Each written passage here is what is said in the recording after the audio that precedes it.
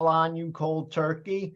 It just means that we're going to work as groups. So if we can all see each other, that's great. Okay, so today is the first of our social impact workshops. You do not have to plan on entering the Changemaker Challenge to attend these workshops and to benefit from them. Anyone who I will say cares about trying to make the world better, whether that be one household at a time, one block at a time, one zip code at a time, this is the place to come to hear from people who have spent the majority of their lives creating social good and willing to share their experiences and best practices with you. So thank you for joining us. Lindsay, if we could switch to the next, please. Okay, so our next workshop is a week from tonight, and it is developing impactful, innovative solutions. It is going to be led by Kerry Slade. Some of you may know Kerry. She was a full-time professor for us the last 3 or 4 years. She is now an adjunct and busy restarting her legal practice. She's involved in a number of foundations, and she'll have some great insights for you on how to be sure your idea is impactful and different. One of the things that tends to happen is people have great ideas, but they don't do a simple Google search to see if there are other organizations doing the exact same thing. So the key to really have an impact is to bring a different way, a different perspective, a different solution, a different, if you will, business model canvas or business plan to really make an impact. So that's a week from today. Okay, next. Okay, so we do have a Changemaker Challenge, which is basically similar to our idea competition. It is for preliminary ideas that have and then are intended to overtly have a social impact. So it could be a nonprofit. We will work with you to try to encourage you to develop a multi-bottom line approach, which means you make a profit, but you're as focused on community, people, planet as you are profit. And the Changemaker Challenge, the deadline is February 1st.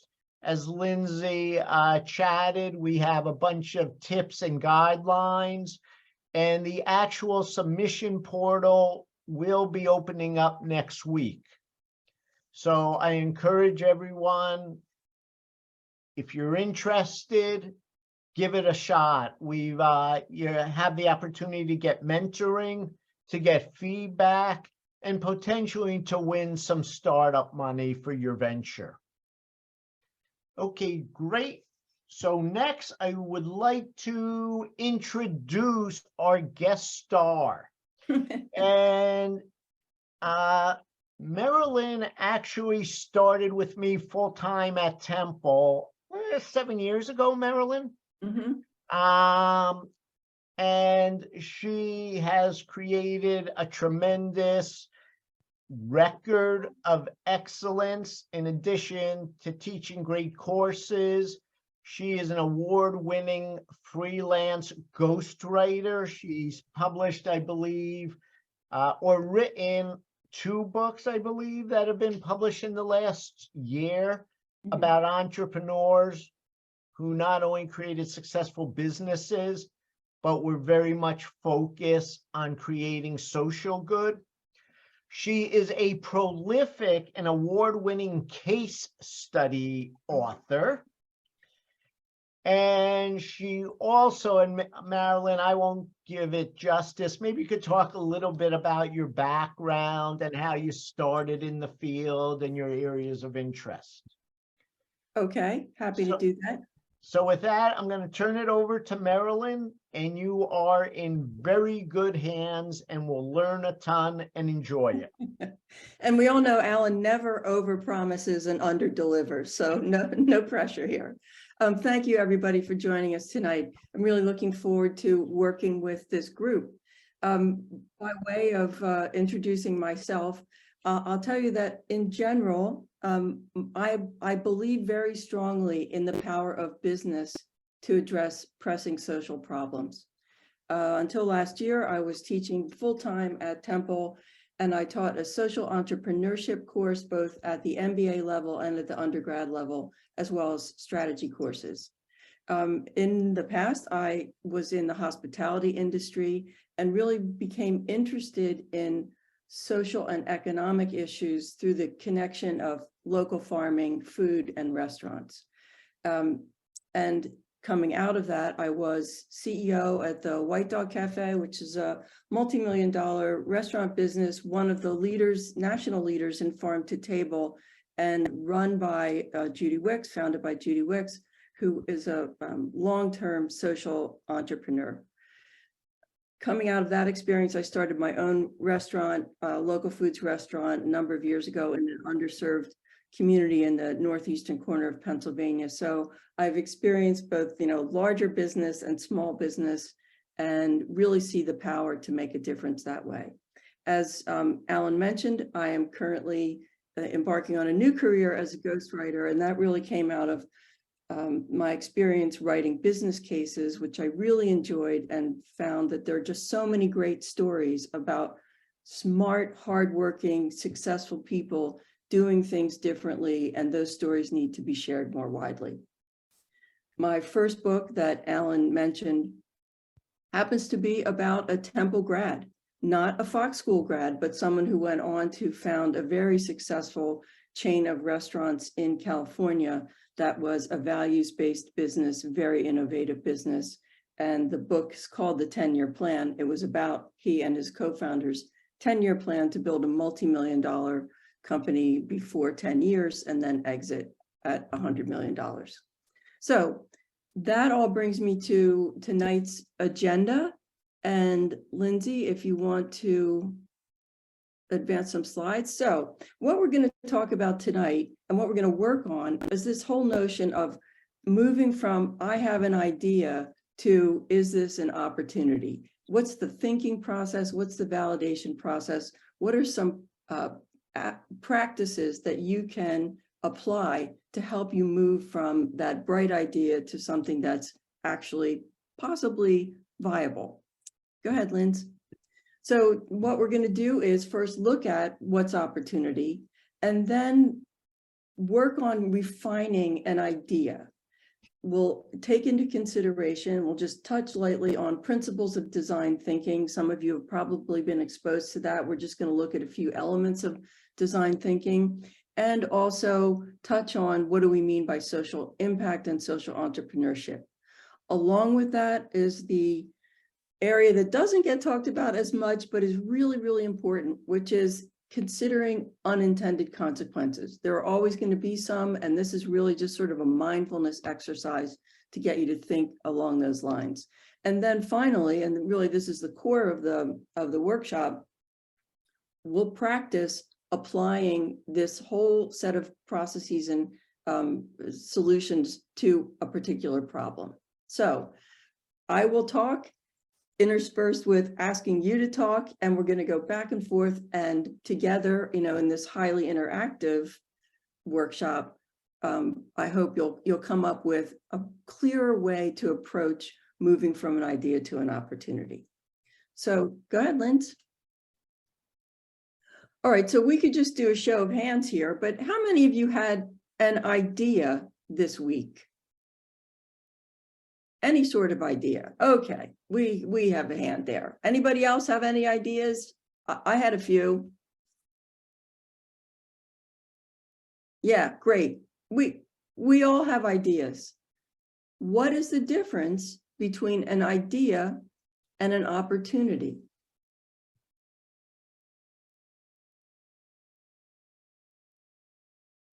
Anybody want to take a shot at that? I don't know, maybe is an idea something that's in your head, and an opportunity is something that you actually start to pursue? I love the way you're thinking about that. An idea definitely exists in your head, right? It's sort of like this, like, you know, the light bulb going on.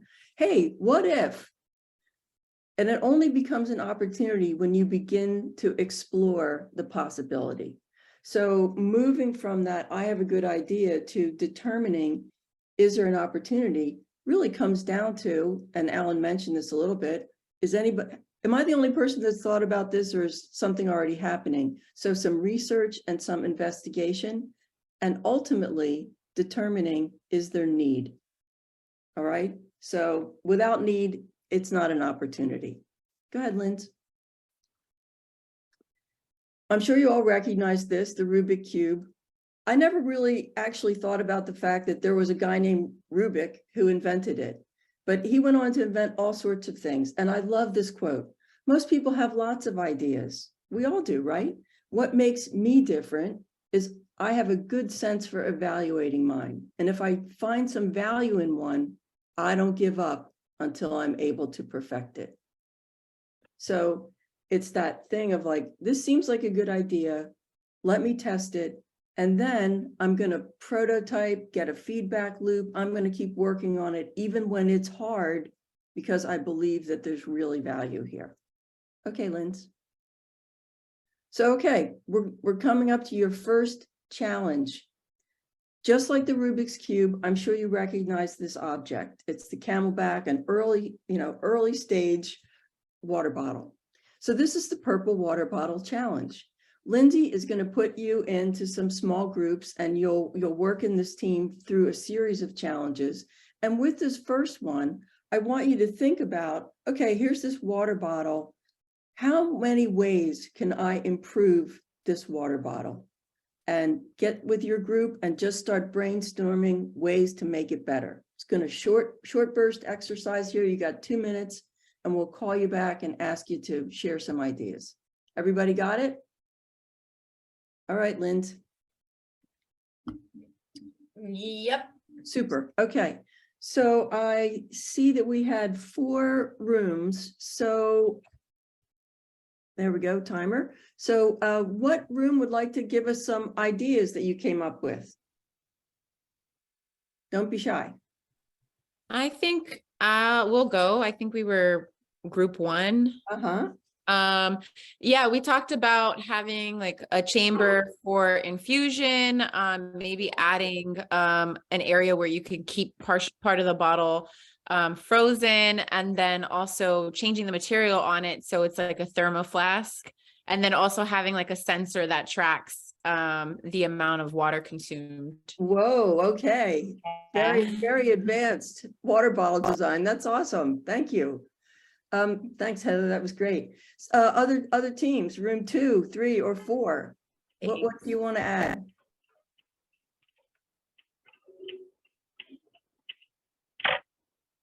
We were talking about the fact that sometimes water gets trapped in like the nozzle part of this bottle, and it would be smart if they would find a way to kind of prevent it from getting like dirty and moldy, or making it easier to clean.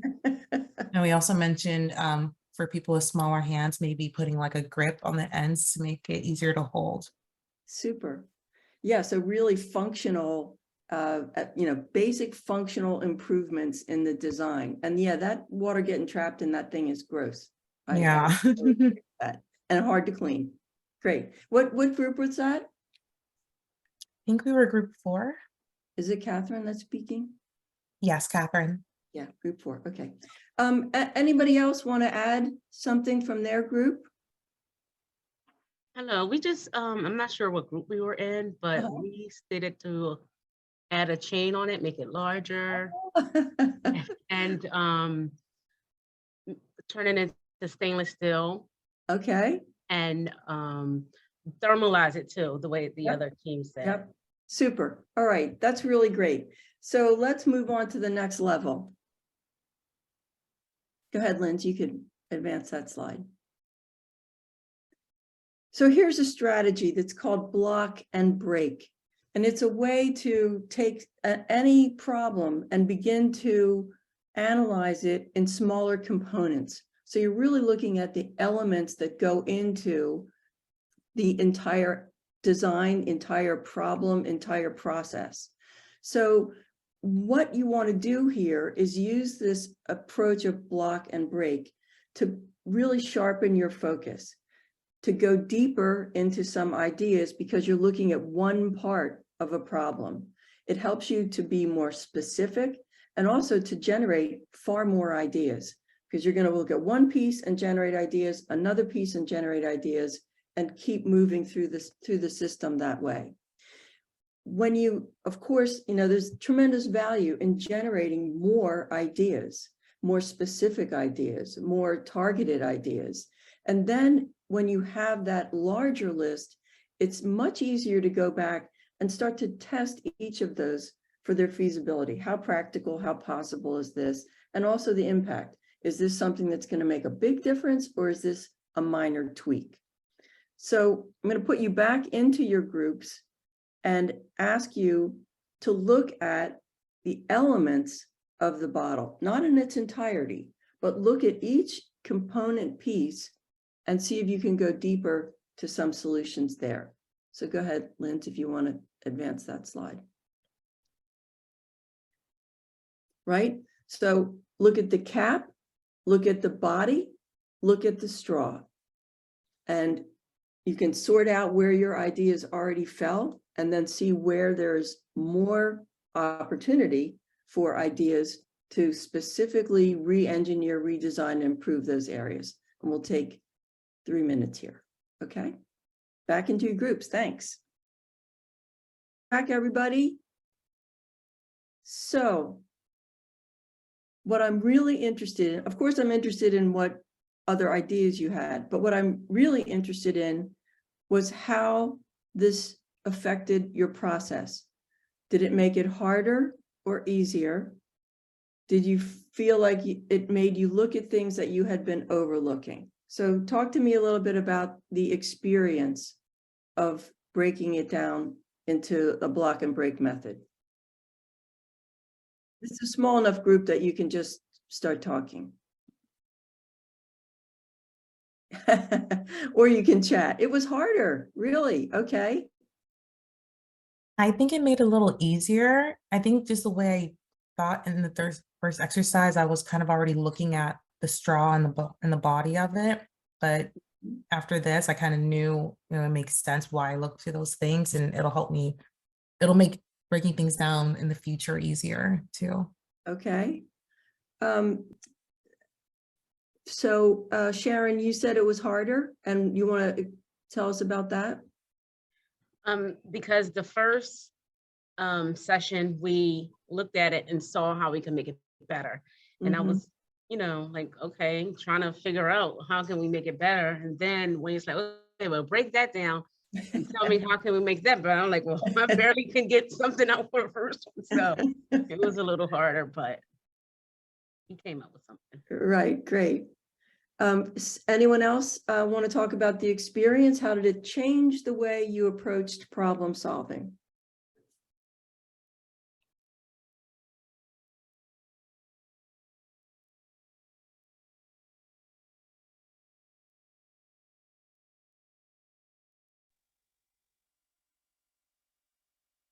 I think versus the general view where it can be overwhelming, you have a narrower view or like more localized view of what you're trying to work on. So that's nice. But like what the other person said, it seems harder only because now you really are thinking of for that specific or those specific areas, what can we really do about it? But it's nice that you can just really focus on it versus your mind going all over the place. Right, and Sarah added too that you definitely agree it was harder. But it's good to focus. Yeah, the things that are obvious, right? Those are the easy solutions, or those are the things we go to first. That's easy. That may not be the best.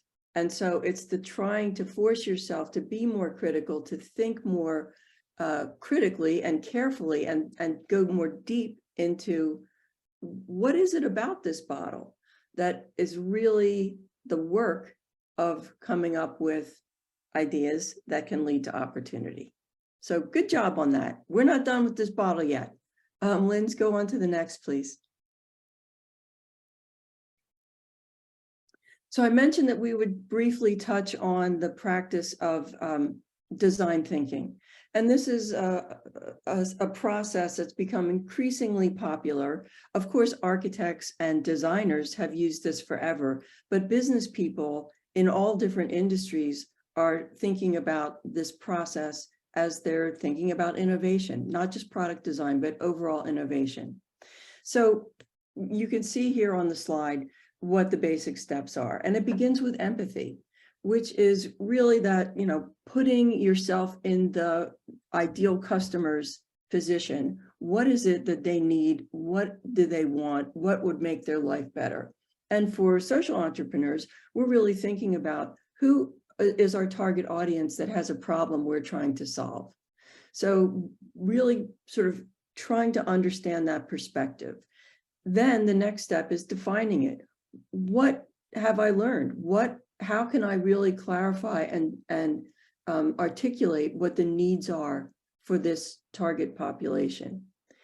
So when you've got a perspective and you've got a sense of need, you move into what's called the ideate or ideation stage, and that's the brainstorming. That's like as many possible paths as you can design and follow and think about. Those all go up on the wall. There's no bad ideas. There's no out of bounds ideas. Anything and everything should be considered, because the more possibilities, the more likelihood that you're going to get through that easy solution and get to the deeper and more valuable one. And then, of course, prototyping. It's one thing to think this is great and it's going to work, but building the model, having the simulation, testing the market, doing interviews, all that sort of thing, so you really get some pushback on your idea. And then when you come up with a prototype that you think is workable, actually testing it in the market. So we can go on to the next one, Linz.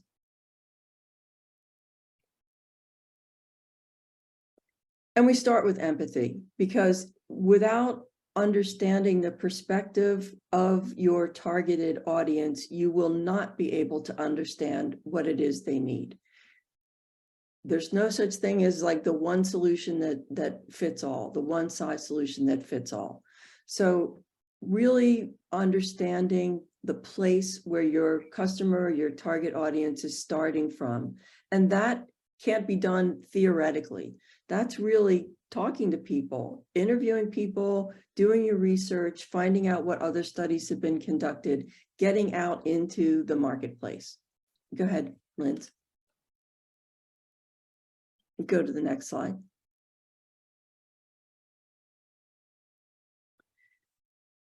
From that information, begin to distill, well, what does that tell me about the actual problem? And what's the root cause of the problem? Not, a superficial distraction, but what is it I'm really trying to solve for? We can go on to the next one. And this is the ideation. So with that sense of need and problem, root cause, then begin to generate the solutions that go beyond just the casual observation, and really work hard on this and keep coming at it from different angles. And next, Linz. And this design first burst, this is very hard to do, particularly if you're working with a group of people that you are uncomfortable with or don't know. But this is the free thinking, whatever comes into your mind, it goes up. And, you're going to throw away a lot of it, but it's like practicing any skill. It's muscle memory for your brain. to really learn how to freely generate lots of ideas without editing them, without being self-critical and embarrassed to put out something wild.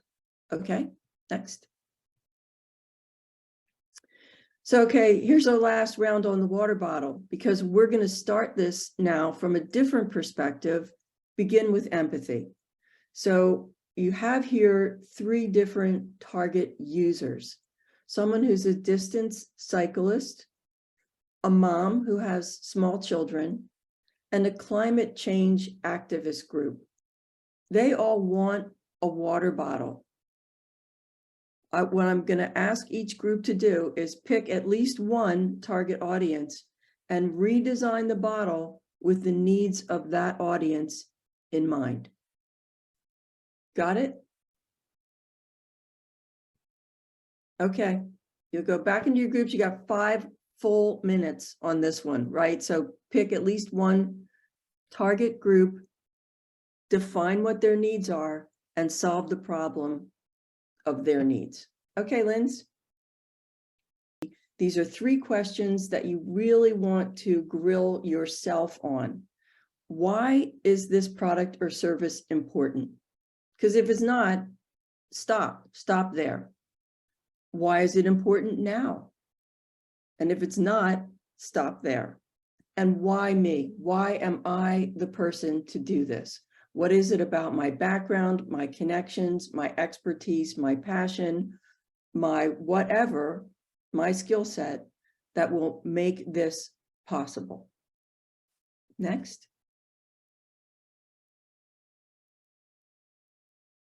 So that brings us to the social entrepreneur, and Alan mentioned this in his introduction, this notion of a triple bottom line. So why is this important? Why is it important now? Why am I the person to do it? All of those questions also need to go through this filter of what is the impact on the people, the profit, and the planet, whether that's my community, the country, the region, the world, thinking about how my approach to the problem, my solution to the problem will impact these 3 elements are all the concerns of a social entrepreneur. And often, people want to emphasize one or the other.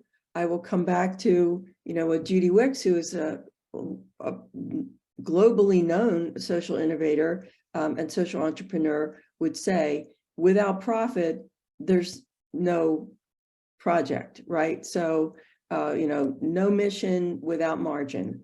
So profit is a legitimate and essential component of the piece, but people and planet also need to benefit. I'm sure many of you are aware of Michael Porter, longtime strategic thinker and very influential strategy developer. And he's come around to this notion of shared value. And really, that's a different way of looking at people, profit, and planet, that businesses are an engine of value creation. And they can turn that to the benefit of, without sacrificing profit. In fact, he argues it will increase profit if it benefits people and the planet. So someone asked to repeat that, and the expression is no margin, no mission, right? So if you're not making any money, you can't complete your mission. So we can go on, Linz.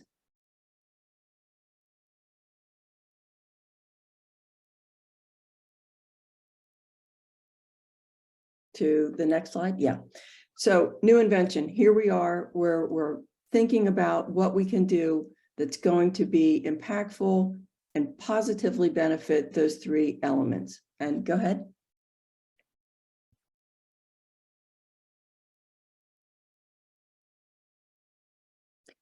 We're going to keep in mind the need to prototype and test. So we don't just, from the drawing board out into the world.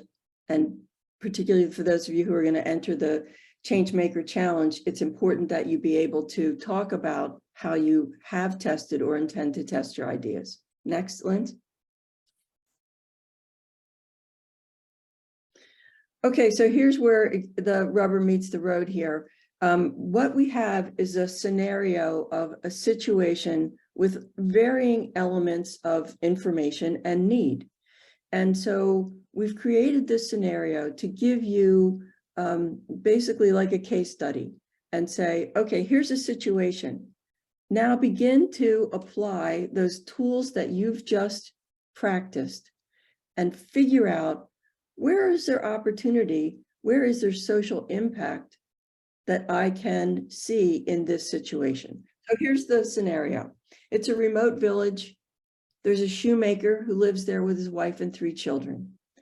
The shoemaker uses leather and cloth to make shoes for the villagers on a vintage sewing machine. Electricity is only available in the village for 5 hours a day, so he can only use his machine part-time. His father taught him to make shoes, and his work is beautiful and durable, but limited in number. He is barely able to support his family with the proceeds from the small number of shoes he can produce working part-time. Go ahead, Linz. One day, an American tourist, we'll call him Tom, visits the village, and he notices that many of the children do not have shoes. He thinks, I can fix this. When he returns to the United States, he starts a shoe company. His business model aims for social impact. For every shoe sold, his company will donate 1 pair to the village children. What are some possibilities for what happens next? So what I'd like you to do is go into your groups and talk about what happens. Should it be based on the true story or based upon the, Well, the sorry. names have hardly been changed to protect the innocent, but it's no, not. you didn't do that. You could have called it Bob or something like that. Jeez. But you know, that's just a frame of reference, but that's not what actually okay. happened. So Okay. yeah, okay. So Okay. all right, so into your groups just to talk about, okay, what happens here? So Linz, if you'll form groups, wrap that up quickly because I'm hearing such great things in the groups. And Ernie, sorry to leave in the middle of that, but you know what I was finished. Yeah. Okay. So you know what I heard was very interesting. I mean, some people's perspective went right to, oh, this is good because now there are going to be more shoes and everybody can have shoes because the shoes will be less expensive. And then thinking, oh, but wait a minute, that means the shoemaker just got put out of business. So trying to weigh, is it better for everybody to have cheap shoes or for this local economy to, you know, this person in this local economy to lose out? So this is when we begin to think about the what if and follow it through the whole sequence of events to say, is my solution going to actually address the real needs of this individual and this community? So Linz, let's look at the next slide. Unintended consequences, right? I mean, that's the, I think we want to go back a few. Unintended consequences, you know, when Tom sent shoes to the village, he wasn't trying to put the shoemaker out of business. He wasn't trying to end generations of craft and craftsmanship. He wasn't trying to damage the local economy. He wasn't trying to impose, you know, American standards on this village. Those are unintended consequences. And very often what we see, particularly in social impact, is not starting with empathy, not understanding the genuine need, leads to a solution that has negative impact, or at least not only positive impact that was intended. So something for you to factor in as you're coming up with your solutions. Next, Linz. So we're going to be short on time. We don't have 10 minutes, but I know some groups already went to this. Go back to that original scenario of the shoemaker and the limitations that he faces. Using the same set of circumstances, break the problems into areas of opportunity. What is it about that situation where intervention could solve part of that problem and lead to a greater solution? And think about people, profit, and planet as you're doing that. So we only have a little bit of time, but I'd love to have you go back into your groups and think about what are the possible interventions than sending in shoes could change this situation and make it have terrific impact for the community. So Linz, if you will go ahead and put people back in the groups one last time. I think you're all back. Yeah, great. So what I heard was, once again, sort of that shift in perspective and really going back and saying, where are the opportunities here? I mean, one opportunity is, yeah, form a company and ship them free shoes. But if we look at the elements that are restrictions or limitations and needs in this area, as one of the groups said, hey, how about if we could generate renewable electricity? We had an energy source that was going to provide electricity for more than 5 hours a day. What an impact, right? Not just for this guy, for the whole village. What if he had a better machine? This is a vintage machine. What if better machinery, more technology? What if we made it possible for the shoemaker to train more people in the village so that now there was more than just him making shoes and it turned into an enterprise? So really, we didn't even talk about materials. He's using leather and cloth. Are there other materials that might be more durable, more affordable, more easily put into his production system? So what we're looking at are different elements that would have more positive impact without displacing anybody. What causes the best amount of gain for everybody involved? So what I heard in your groups was you really were getting that. So awesome. All right, Linz, you want to go on to the next?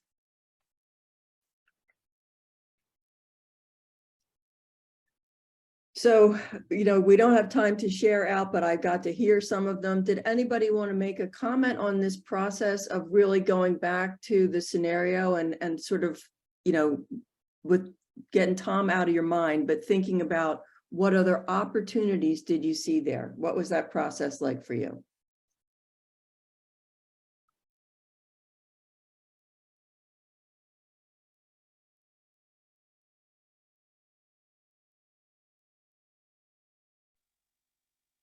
I've learned if I give this group a second, an extra second, someone will speak. I think I like the fact when you even said that it goes back really to empathy, because that's how you can really propose a realistic solution or a more acceptable solution when it's coming from your own heart and understanding of that situation versus coming from a different perspective, Yep. in terms of, well, it works here, but not necessarily whatever works in one community may not necessarily work for the other. But so you really need to have a better understanding of the people, the interaction there, the supplies that they have and all that good stuff. So thank you.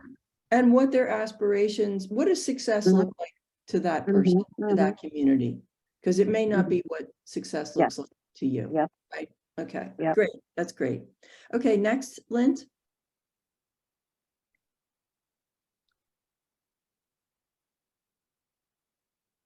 So summing up, right here, we're how do we find the right solution for a real opportunity? And this is the process that we've just gone through. You're going to start with an idea like, oh, I heard about this and, I think maybe I think something like this could happen. That's an idea. Is it an opportunity? So how do you go about vetting it? That's really determining, is there legitimate need? What is the need? And can I really articulate, define, quantify, capture a genuine need? Answering the 3 whys. Why is this important or valuable to do? Why is now the time to do it? And why am I the person to do it? If you can answer those 3 things, you will be well along toward convincing other people to invest in you, to join your initiative, to help you succeed. designing with empathy. So it's not what I think is the right solution. It's what is the problem from the user end and how can that be solved? What will be an improvement, an enhancement? What will they value? Not what do I value? Considering the consequences, certainly it's like, well, if I do this, what are all the dominoes that are going to fall? What have I just set in motion? You will never know all of the consequences, but at least go through the exercise of seriously investigating and researching and thinking and talking about all the things that might happen, could happen. And finally, be bold. You know, major breakthroughs don't come from the timid. So if you want to be a social entrepreneur, you want to have social impact, be bold and do good. And that's my recipe for you. So Lindsay, if you'll go to the next one. I want to close with a plug for an organization that I'm on the board of. I'm treasurer for Circular Philadelphia. And if you're interested in social impact, this is a new organization, really worth checking out. They are trying to promote through advocacy, education, and policy formation. So public and private partnerships and collaborative arrangements to reduce waste and create more of a closed loop to build a stronger economy here. And then finally, Linz, the next slide.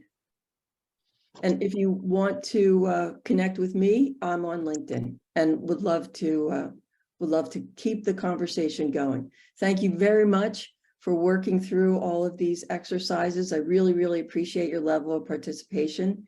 And I'll turn it over to Linz to close out the session. And thanks to Lindsay, Alan, and Emily for making this happen. And good luck to all of you. Thank you, Marilyn. We are extremely grateful that year after year you come back to support our social entrepreneurs, our innovators, our people trying to change the world on Temple's campus. And so we are very lucky. You all are very lucky that Marilyn was here tonight, and I never take that for granted that you give your time to us. So we appreciate that.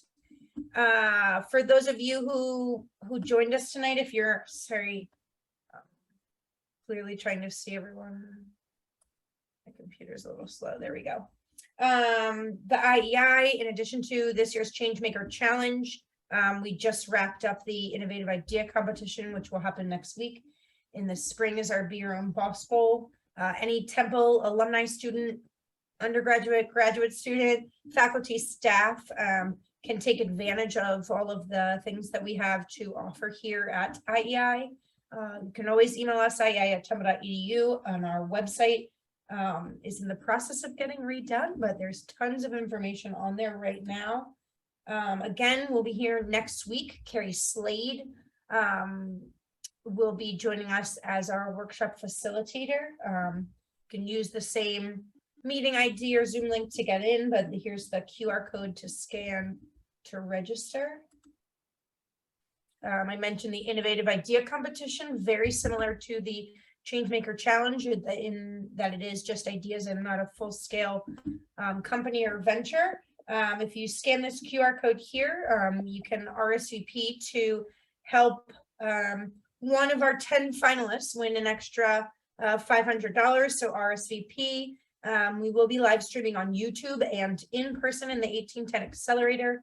We have alumni food vendors joining us from around Temple's campus, which is going to be very cool this year. And so we're very excited about that. And this is a great way to kind of see what it's like to be a finalist in one of our competitions. And then if you have 2 minutes, really, that's it. It might be 45 seconds. If you scan this QR code and just fill out a quick survey, just to let us know what other kind of thought topics or speakers you might want to have the IEI, hear from us. We want your input. We want you to tell us what's important to you. And then if anyone